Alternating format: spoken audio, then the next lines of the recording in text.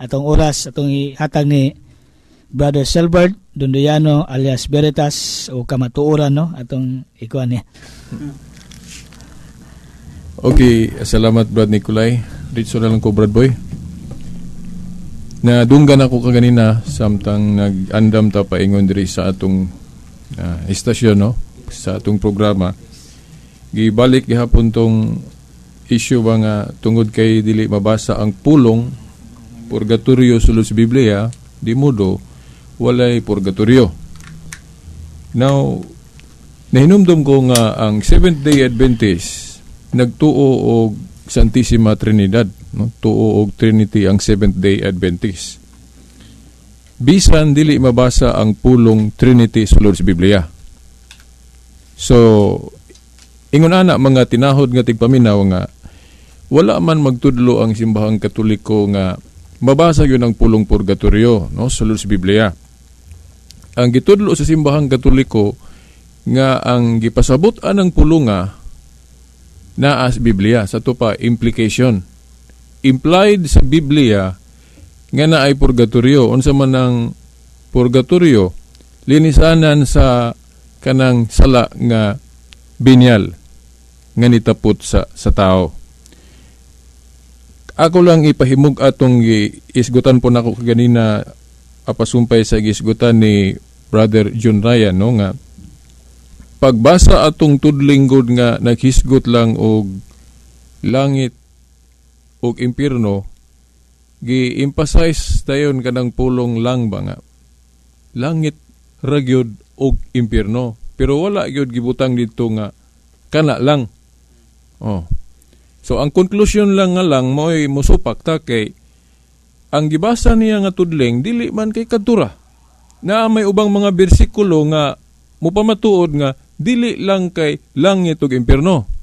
Di ba? Pananglitan akong basahon ang 1 Korinto kapitulo 3 bersikulo 14 hangtod 17 kini mo ni prueba nato nga dili lang kay langit ug impierno. Niya basahon ko sa 14. 1 Korinto kapitulo 3 bersikulo 14 hangtod sa 17 diay no. Kung ang gitukod sa tao diha sa patukuranan dili masunog makadawat siya ganti. Apan kun masunog kini mahanaw kini gikan kaniya. Apan maluwas siya sama ra nga nakalatas siya sa kalayo. Sa walay duha-duha sa 16, nasayod kamo nga kamo templo sa Dios. O nagpuyo diha kaninyo ang Espiritu sa Dios. 17. Busa ang muguba sa templo sa Dios, laglagon sa Dios. Kay balaan ang templo sa Dios ug kamo mao ang templo niya. Now, ang atong gibasa mga tinahod nga tigpaminaw tudling 14 tudling 15, tudling 16 ug 17 sa 1 Korinto kapitulo 3. Sa 14 gahisgot og gante. Nga kung atong idiretso ni destinasyon nato sa unsi atong gitinguha no kita mga Kristohanon sa pagpuyong Kristohanon ang gante nato mao ang kinabuhing dayon sa langit. Langit ang gitumbok ani kung atong idiretso ba gante. Pero sa 15 gahisgot og pagpasabot nga maluwas gihapon no sa ato pa malangit gihapon pero giagi og kalayo mo ni gisabot atog purifying fire no estado nga linisan sa ayha madangat ang kaluwasan sa ato pa ayha siya malangit implication no gipasabot unya sa 17 mudlok sulalanta kay naaman diri gisgutan ang sa 17 kanang pagpasabot og impierno kanang kalaglagan, di ba? Ang kalaglagan nato mang yun ang atong kamatayon sa impierno katong gisgutan nimo kaganina implying Brad John Ryan sa 1 Juan 5 16 og 17. So mao na no kining tudling 14 nagpasabot og langit nga mao ang ganti, sa 15 nagpasabot og ang kaluwasan maangkon gihapon sa tupa ang langit maangkon pero iagi siya og kalayo.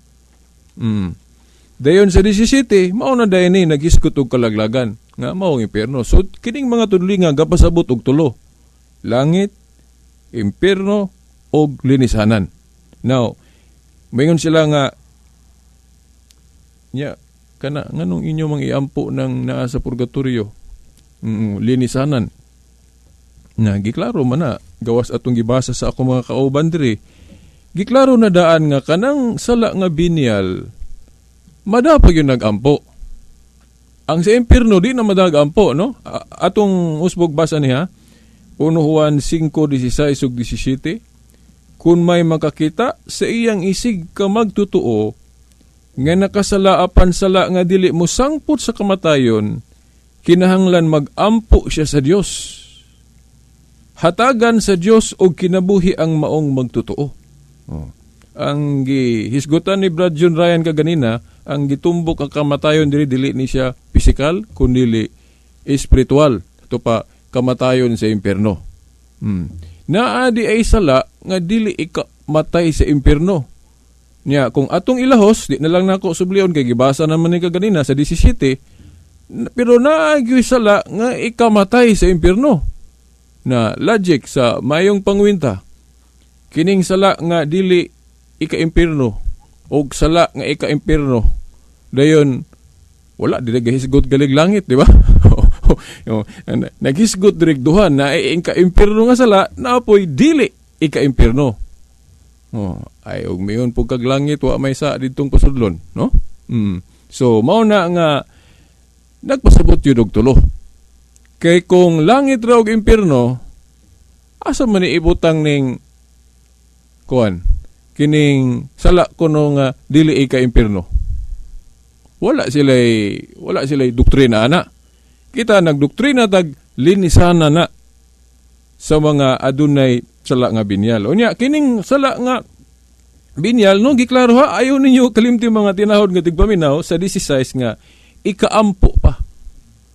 So kay nagtuo man mi nga kadtong sala sa mga naa sa purgatorio binyal to, so by this principle klaro kayo nga ikaampo pa mo na magampo ta alang kanila. So mao na ang biblical basis ana nganong magampo ta alang sa mga ngamatay nga nagtuo ta kung naa pa sila dito sa impierno. Okay. Now,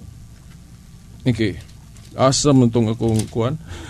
Akong gihimong adaraday. Outline dira.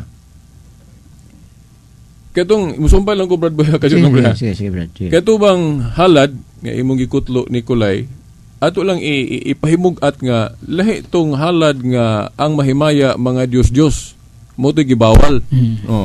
Pero kanang halad nato nga expression of love lang, wa na idili. Kay wa man idili katong imong gi-example Brad Nikolay ba nga na mga patay dili man Dios. Oo. Nga ang usa ka lalaki nga nahigugma sa iyang uyab, unsa may expression of love niya, mohatag siyag bulak, chocolate ba? Wala idili sa atong pagtuo nga mobuhatag mga buhat pag-express nato sa atong gugma alang sa mga ngamatay. Wa na gibawal. Ang gibawal lang kung kanang paghalad nimo pagsimba og Dios. So mo na ang angay timan-an gani nagpasabot nga kitang mga Katoliko atog yung gipakita ang Christian yun nga buhat.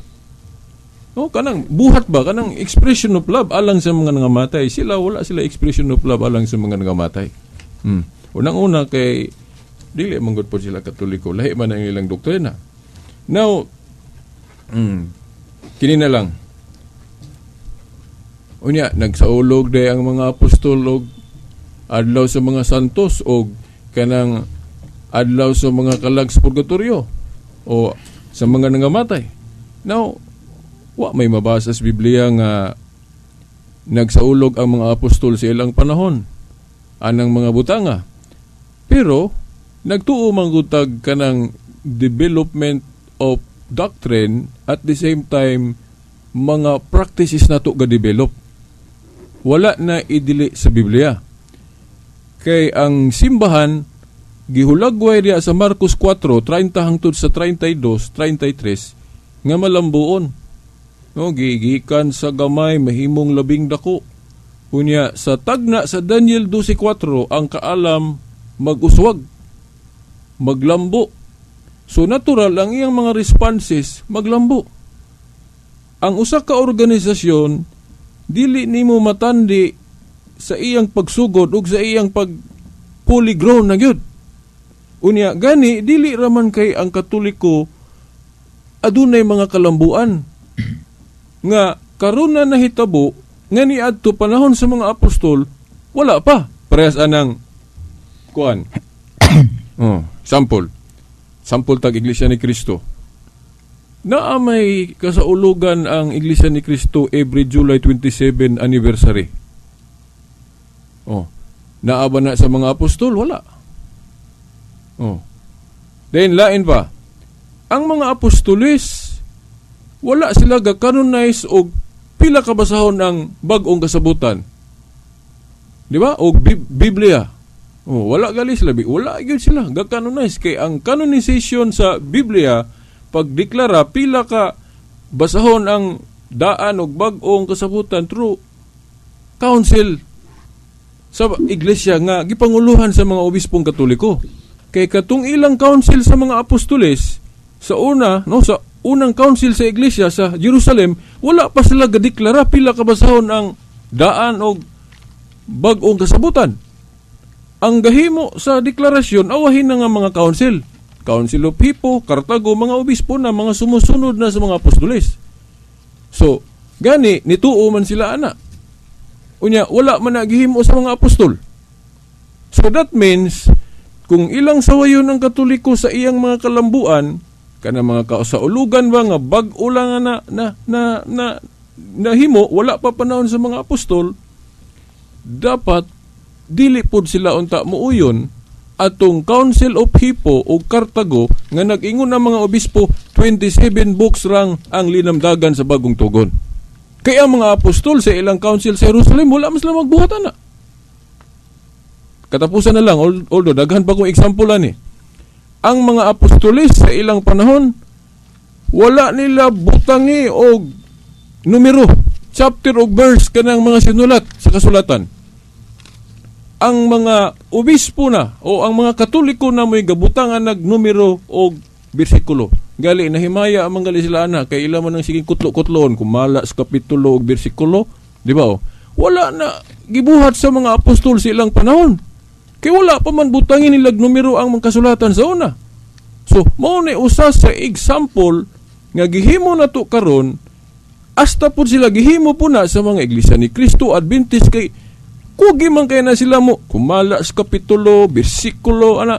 Dili man ingon ana ang mga apostolis magsangyo sa una kay wa may numero ilang kasulatan. Katong daan pa to ha kay sa ilang panahon wa pa may New Testament.